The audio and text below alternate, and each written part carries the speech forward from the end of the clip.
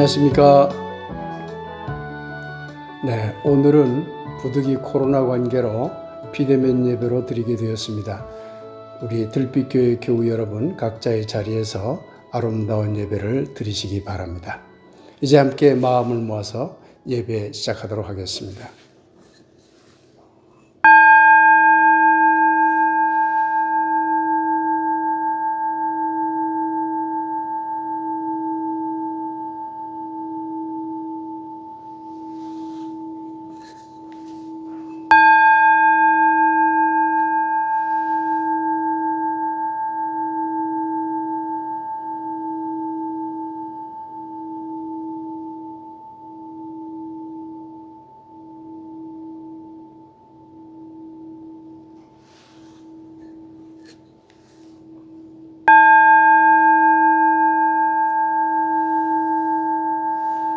예배의 기원문을 함께 읽겠습니다.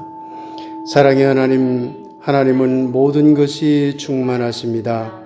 그러나 이 땅에 우리들을 너무나 사랑하시어 하나님은 자신의 모든 것을 온전히 비워내십니다. 사랑의 하나님이시여, 이제 하나님의 그 텅 빈 곳을 바라봅니다. 이 예배를 통하여 그곳을 우리의 찬양과 기도로 채우소서. 이 예배를 통하여 우리 모두 하나님과 일치되는, 또한 모든 존재들과 일치되는 감격을 누리게 하소서. 아멘. 신성일존 만유상 신성원융 만유화 신성포유 만유통 신성다존 만유네 만유 위에 계시며 만유를 아우르시고 만유와 소통하시며 만유 안에 계시네. 아멘.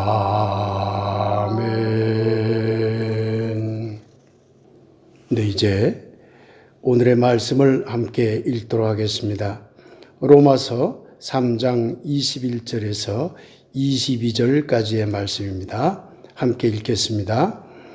이제는 율법 외에 하나님의 한 의가 나타났으니 율법과 선지자들에게 증거를 받은 것이라. 곧 예수 그리스도를 믿음으로 말미암아 모든 믿는 자에게 미치는 하나님의 은이 차별이 없느니라.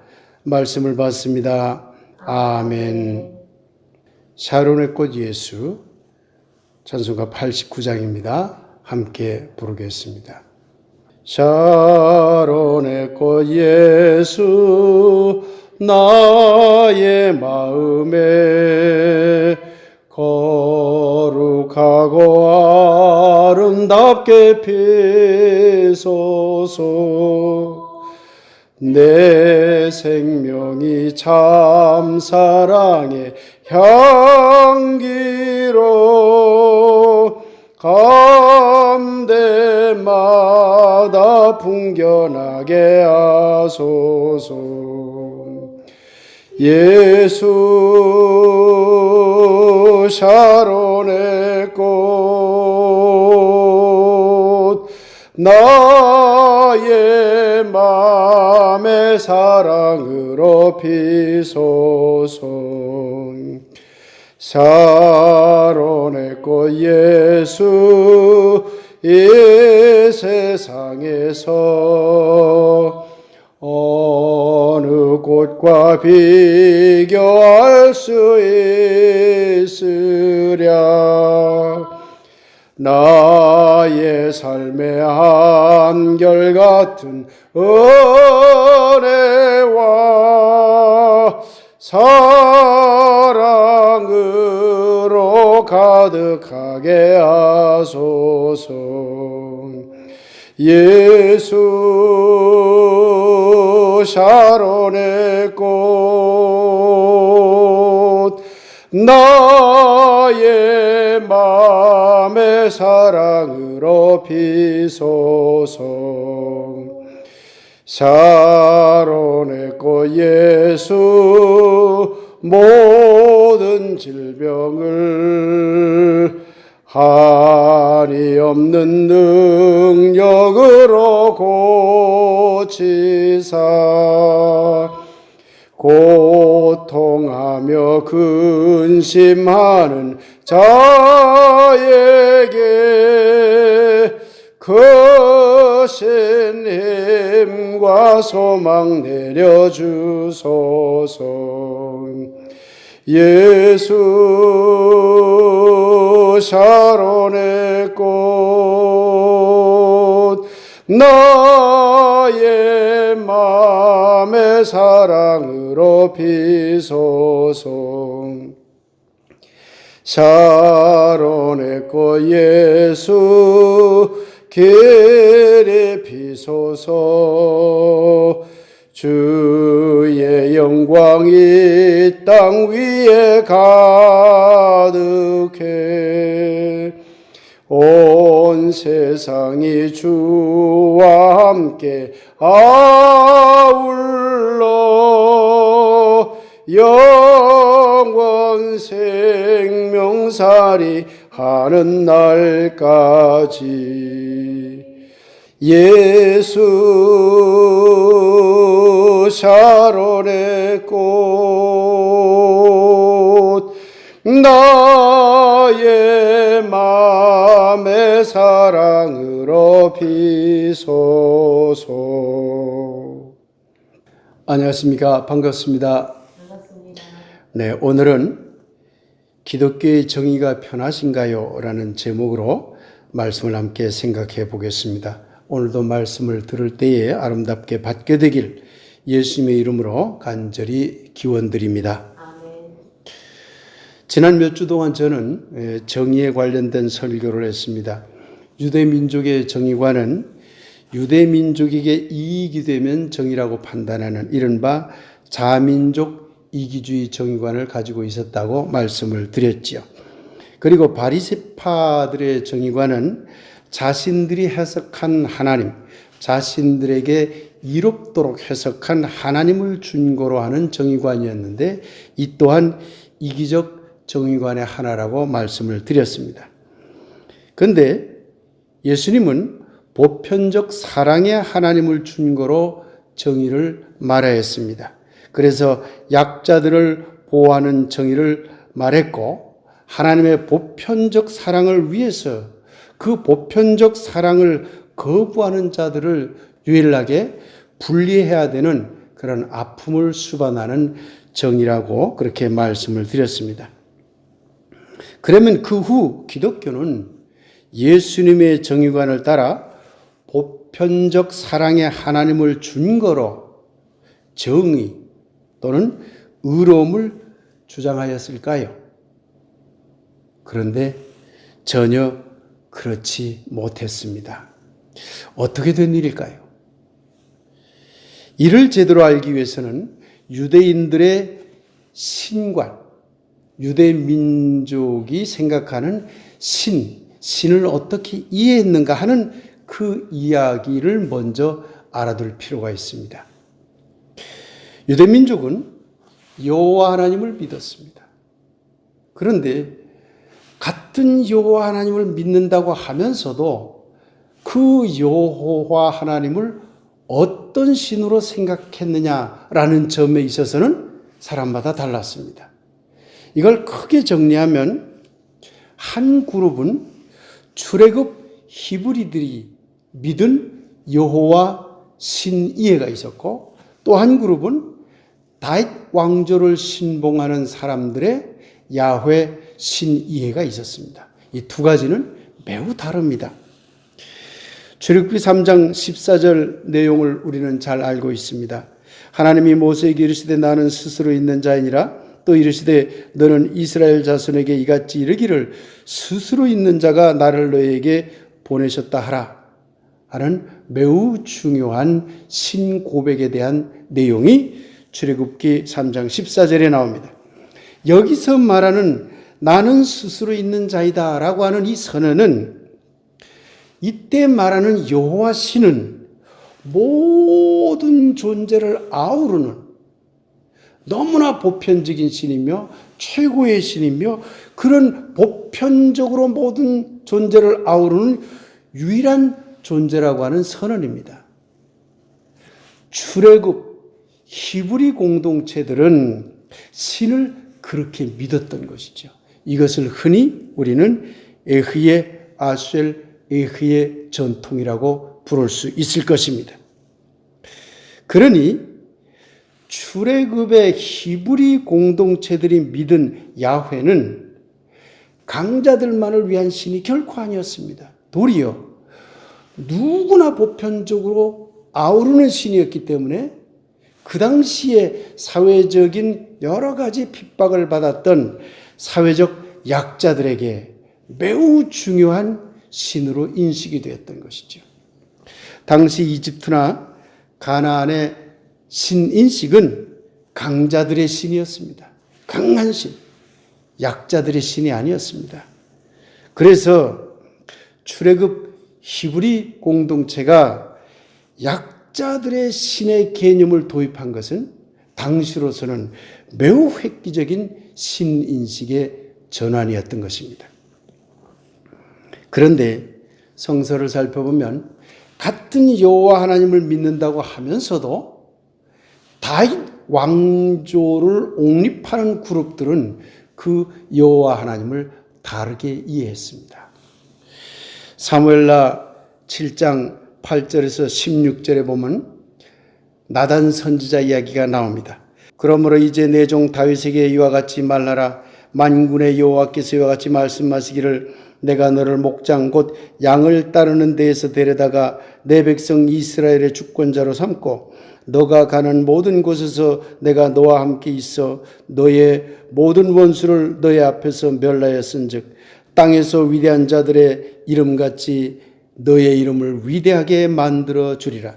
나는 그에게 아버지가 되고 그는 내게 아들이 되리니 그가 만일 죄를 범하면 내가 사람의 매와 인생의 채찍으로 징계하려니와 내가 너 앞에서 물러나게 한 사울에게서 내 은총을 빼앗은 것처럼 그에게서 빼앗지는 아니하리라.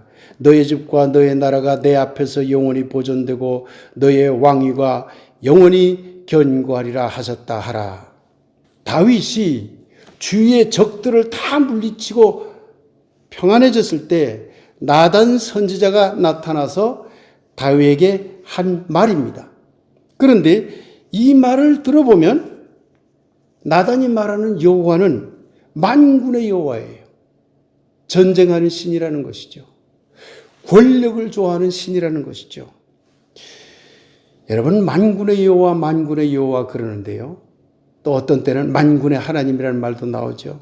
그런데 만군의 여호와나 만군의 하나님이라는 말은 모세오경에는 나오지 않습니다. 사무엘서 이하에만 나와요. 다윗 왕조 이하에만 만군의 여호와 만군의 하나님이라는 말이 나오는 것이죠. 그러니 모세와 함께 출애굽한 히브리 공동체들에게 있어서는 만군의 여호와라는 개념이 없었던 것이죠.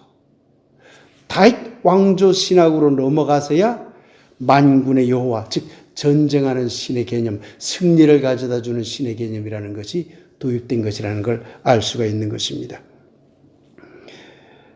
나단 선지자의 말에 의하면 여호와는 다윗의 아버지라는 거예요. 그리고 다윗은 여호와의 아들이라는 것이에요.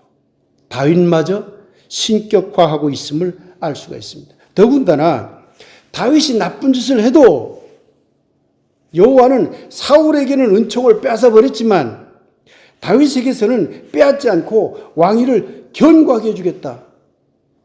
이렇게 말하는 신이 되어버렸어요. 결과적으로 여기서 말하는 나단 선지자가 말하는 여호와는 매우 불공정한 신이고 다윗만을 수호하는 신이라는 것을 알 수가 있는 것이죠. 다윗 왕조는 여호와의 신을 자신들의 정치적 권력을 정당화시켜주는 다윗 왕조의 수호신으로 추락시켜버린 것입니다. 신은 다윗 왕조를 위한 수단, 사회적 강자를 위한 수단이 되어버린 것이죠. 사랑하는 여러분, 여러분이 너무나 잘 아는 시편 23편을 우리가 다시 한번 생각해 봅시다. 여호와는 나의 목자시니 내게 부족함이 없으리로다. 그가 나를 푸른 풀밭에 누이시며 쉴 만한 물가로 인도하시는도다. 내 영혼을 소생시키시고 자기 이름을 위하여 의의 길로 인도하시는도다. 내가 사망의 음침한 골짜기로 다닐지라도 해를 두려워하지 않을 것은 주께서 나와 함께 하심이라. 주의 지팡이와 막대기가 나를 안위하시나이다. 주께서 내 원수의 목전에서 내게 상을 차려주시고 기름을 내 머리에 부으셨으니 내 잔이 넘치나이다. 내 평생의 선하심과 인자심이 반드시 나를 따르리니 내가 여호와의 집에 영원히 살리로다. 여러분, 이 시편을 많이 암기하시죠? 아무 생각 없이 이 시편을 읽으시죠? 이 시편에서 말하는 나의 목자라는 말을 지금의 나, 우리, 그런 나로 해석하여 여호와는 기독교를 믿는 우리를 부족함 없이 인도해 주는 신이라고 믿는 것은 성서를 잘 모르는 매우 소박한 신앙입니다. 여기서 말하는 여호와는 나의 목자신이라는 이 말은 여호와는 다윗의 목자신이라는 그런 선언입니다. 이 시는 다윗이 쓴 시거든요. 다윗 왕에게 부족함이 없고 다윗 왕을 푸른 풀밭에 눕게 하고 다윗 왕을 물가로 인도하고 다윗 왕을 소생시키고 다윗 왕을 정의의 길로 인도하고 사망의 길로 다녀도 다윗 왕을 보호하는 신이라는 선언입니다. 이 시편의 5절은 이 시의 본래 의미를 제대로 알게 해줍니다. 여호와는 다윗의 원수들을 붙잡은 자리에서 잔치상을 베풀고 다윗을 메시아라고 하며 기름을 부었거든요. 술판을 거나하게 버려주는 신이라는 것입니다. 그렇기 때문에 여호와는 원수들을 죽이면서까지 오직 다윗만 보호하는 신이라는 말이 되는 것이죠. 이 시편이 그런 시편입니다. 이 시편에서 말하는 여호와가 얼마나 편파적인 신인가 하는 것을 알 수가 있는 것이죠. 과연 이 여호와 신에게서 보편적인 하나님의 능력, 보편적인 하나님의 사랑을 우리는 찾아낼 수 있을까요? 이런 신을 믿는다고 하는 것이 과연 정의로운 일일까요? 예수님은, 하나님은, 신은 모든 존재를 아버지처럼 직접 다 품 안으시는 무한한 분이라고 믿었습니다. 그 무한한 사랑이 바로 신의 온전하심이라고 보았던 것이죠. 신은 인간의 생각, 인간의 어떤 신념, 신앙, 의식에 갇히는 분이 아니라 신은 모든 분류와 배타를 넘어서는 최고 유일의 신으로 믿었던 것입니다. 예수에게서는 에흐야셀 에흐의 전통이 이어지고 있음을 알 수가 있습니다.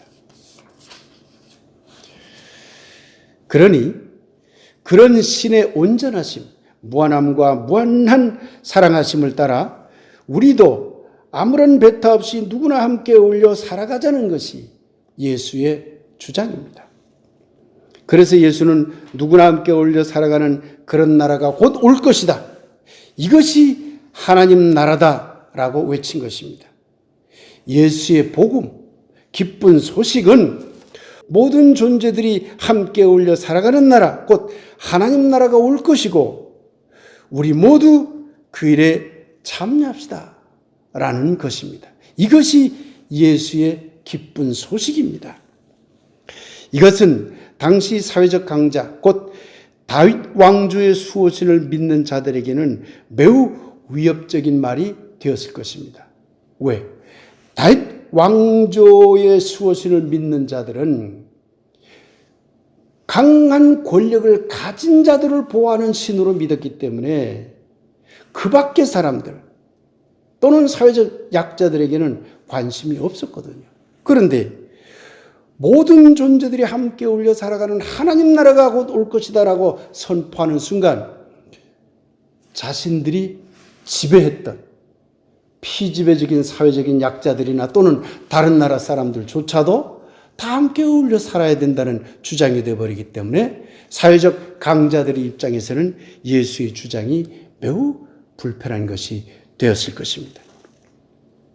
그래서 예수의 복음, 기쁜 소식은 사회적 약자들에게는 진정한 의미에서 기쁜 소식이 되었겠지만 유대의 기득권층이나 로마의 지배 계층에게는 기쁜 소식이 아니라 나쁜 소식이 되었던 셈이죠. 바울도 예수님처럼 신의 무한함을 잘 알았습니다.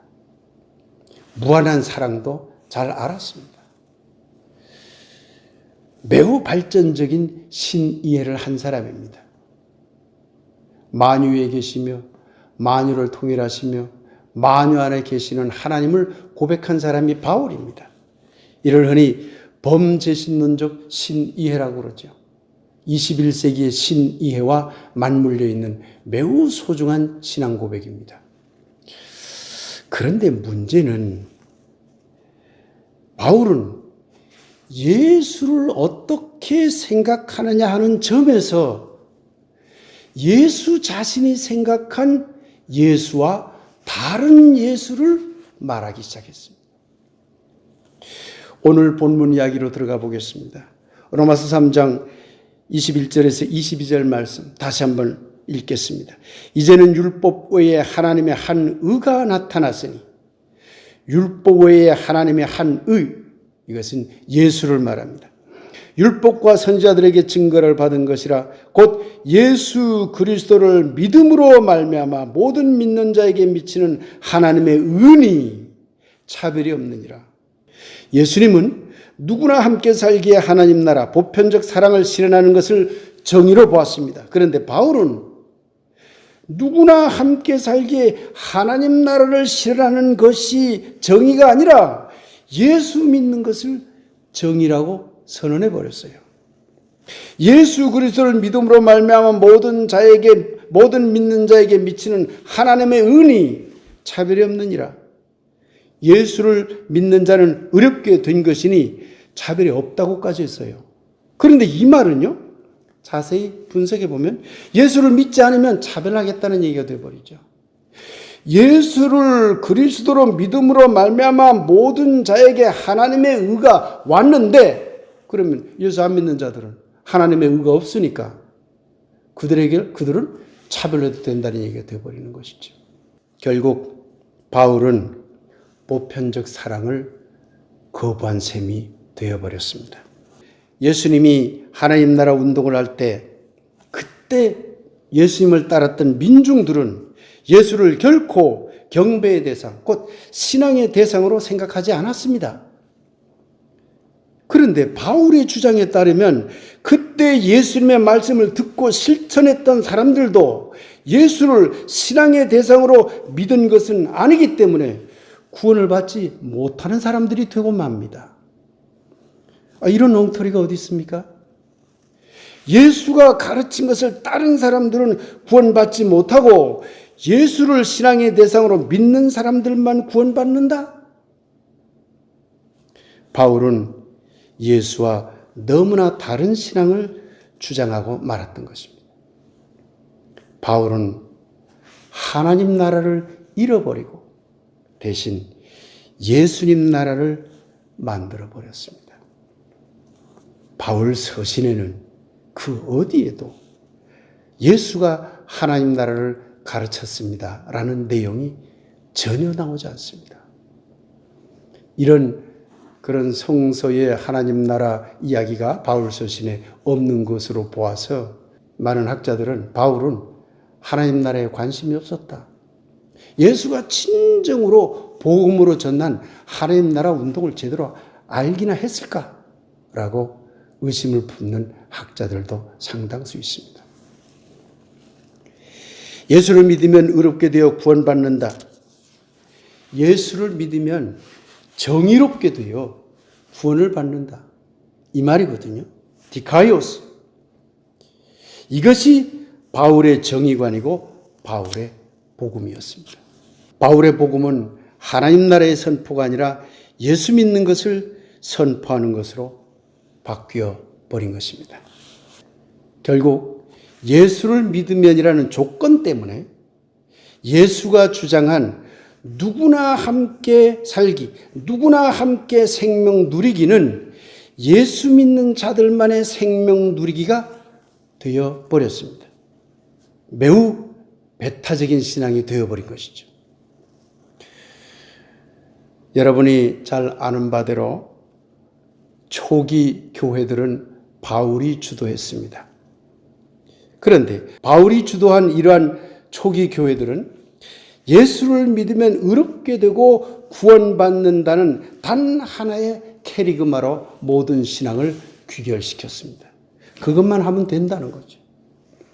이런 초기 교회 신앙 전통이 중세 가톨릭으로 국교화되면서 기독교는 예수의 복음, 곧 누구에게나 기쁜 소식이 아니라 바울의 복음, 곧 예수 믿는 자에게만 기쁜 소식이 되고 말았습니다. 바울 복음에 의하면 예수를 믿는 것이 의롭게 되는 것, 정의롭게 되는 것이고 그 결과 기독교만이 정의로운 것이 되었고 기독교 이외의 것은 모두 불의한 것이 되었습니다. 예수님의 보편적 사랑의 정의관과는 정반대의 종교가 된 것이죠. 따지고 보면 유대 전통의 정의관이나 바리새파의 정의관이나 바울의 정의관이나 그 이후 기독교의 정의관 역시 모두 이기적 정의관, 배타적 정의관이 되어버렸습니다. 이런 정의관은 다윗 왕조만을 위한 신이해, 율법적 해석에 갇힌 바리새파의 신이와 같이 일정한 조건을 붙이는 신이라는 신이해의 토대를 두고 있다는 점에서 모두 같은 계열의 신앙이라 할 수 있는 것입니다. 사랑하는 여러분, 바울의 복음을 따라 예수만 믿어야 의롭게 되어 구원받는다는 의로움의 조건, 정의의 조건이 편안하십니까? 기독교를 믿지 않은 사람은 모두 불의하고 정의롭지 못하고 모두 죄인이고 구원받지 못하고 영원히 고통 속에 빠진다는 기독교 정의관과 그에 따른 구원관이 편안하십니까? 만일 여러분들이 이러한 정의관을 편안하게 여기신다면 여러분은 예수님의 복음을 아직 제대로 깨닫지 못한 사람들이 됩니다. 예수의 복음이 아니라 바울의 복음을 따르는 사람들이 되고 마는 것이지요. 그러나 기독교 믿는 자만이 정의롭다는 기독교 정의관이 무엇인가 불편하고 앞뒤 맞지 않고 불공정하다고 느끼십니까? 그러면 여러분이 신앙 속에는 보편적 사랑의 하나님 기운이 꿈틀거리고 있는 것이고 예수님의 복음이 마음속에 조금은 남아있다는 것이 됩니다. 사랑하는 들빛교회 교우 여러분, 그리고 이웃 여러분, 예수님이 부활로 갈릴리로 간 것은 갈릴리 사람들에게 예수 믿게 하려고 간 것이 아닙니다. 성서의 증언에 의하면 예수님이 부활로 갈릴리로 간 것은 하나님 나라 운동을 계속하기 위해서입니다. 누구나 함께 어울려 살아가는 하나님의 생명 나라를 만드는 일을 계속하기 위해서 예수님은 갈릴리로 갔던 것입니다. 예수님 제자들은 이 운동을 시작했습니다. 그러나 예루살렘 교회 공동체가 무너지고 바울 공동체가 득세하면서 예수님의 하나님 나라 운동은 사라지고 예수를 믿으면 정의롭게 된다는 캐리그마 예수 운동으로 변질되고 말았습니다. 그리고 그러한 변질은 지난 2000년 동안 기독교를 예수 복음을 잃어버린 기독교로 만들어 버렸습니다. 이제 예수의 복음으로 돌아갑시다. 누구나 보편적 사랑을 통해 함께 사는 것이 정의가 실현된 하나님 나라라는 예수의 정의관으로 되돌아갑시다. 바울의 신앙은 실패했습니다. 기독교 신앙도 실패했습니다. 그 잘못된 신앙이 그동안 사회적 약자들의 삶을 더욱 옥죄었습니다. 기독교 신앙이 철저하게 강자들의 이기적 정의관에 따른 다윗 왕조의 신학이 되고 말았기 때문입니다. 사랑하는 여러분, 이제 이런 기독교 정의관을 버려야 하지 않겠습니까? 예수님의 가르침으로도, 현대 신학적으로도, 현대 사상적으로도, 그리고 현대인의 정의관으로도 기독교 믿는 자만 의롭다, 기독교 믿는 자만 정의롭다는 주장은 너무나 이기적이며 너무나 배타적이며 객관성과 보편성이 전혀 없는 너무나 허황된 주장에 불과합니다. 예수님의 정의는 불의를 품어 안으려는 사랑을 보며 안타까워하고, 예수님의 사랑은 생명의 아픔을 참아내는 정의를 보며 웁니다. 그러니 예수님의 정의는 정의를 외칠 수밖에 없는 가슴 아픔에 눈물 흘리는 보편적 사랑의 눈물인 것입니다. 결코 누구는 구원하고 누구는 심판하는 칼날이 아닙니다.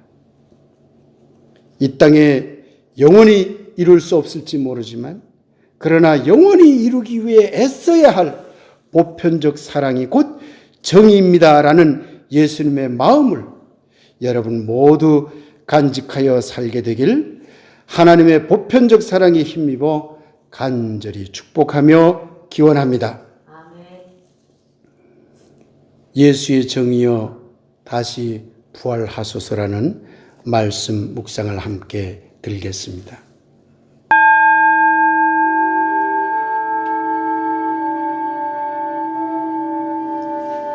예수의 정의여 부활하소서. 아직 우리는 보편적 사랑을 실현하지 못했습니다. 아직 우리는 보편적 정의를 실현하지 못했습니다. 2000년 동안 기독교는 배타적 사랑과 배타적 정의에 너무 익숙해졌습니다. 무슨 권리인 양 그것을 구원완장으로 차고 다녔습니다. 참 부끄러운 일입니다. 참 부끄러운 일입니다. 보편적 사랑을 꿈꾸는 예수의 정의여 이제 다시 부활하소서.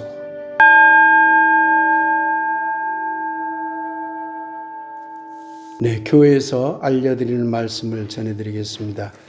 저와 집사람이 코로나 걸려서 지금 자가격리 중에 있습니다.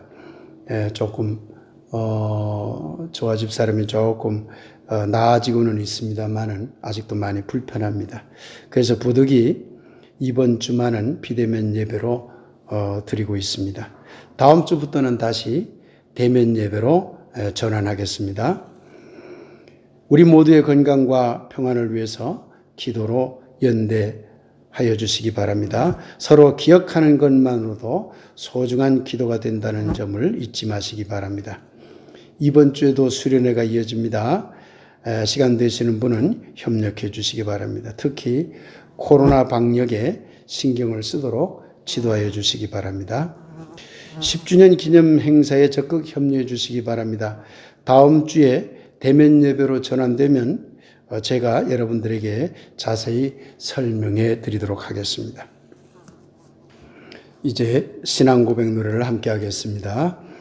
모든 겸손과 온유로 하고 오래 참음으로 사랑 가운데서 서로 용납하고 평안에 매는 줄로 성령이 하나 되게 하신 것을 힘써 지키라. 하나님은 한 분이시니 곧 만유의 아버지시라.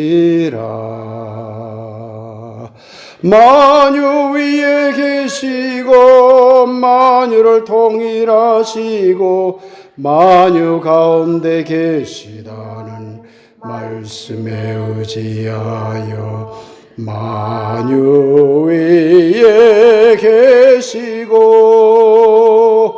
만유를 통일하시고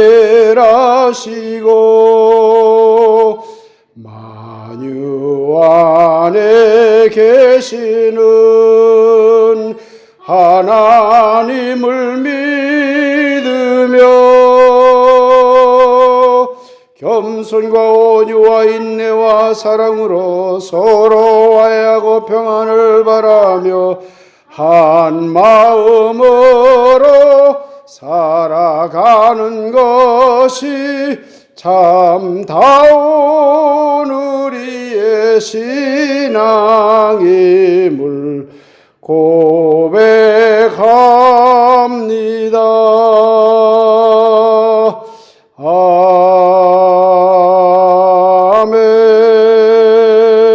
아멘. 감사하신 아버지 하나님, 또한 치유의 능력이신 아버지 하나님, 우리 모두의 온 몸과 온 마음과 온 영을 돌아보시옵소서. 몸이 아프고 마음이 아프고 영혼이 아픈 우리 교우들과 또한 이웃들을 돌아보시옵소서. 주님의 그 능력으로 안수하시어 우리 모두의 아픔을 치유하시고 몸과 마음과 영혼이 건강해질 수 있도록 축복하옵소서. 이제는 우리를 구하신 예수 그리스도의 구원의 은혜와 아버지 하나님의 크고 놀라운 사랑하심과 성령님의 감동, 감화, 소통하심이 각자의 자리에서 비대면으로 예배에 동참하는 우리 교우들 한 사람 한 사람 머리 위에, 사랑하는 모든 가족들과 사랑하는 이웃들 위에 지금부터 영원히 함께 없기를 간절히 축원하옵나이다. 아멘.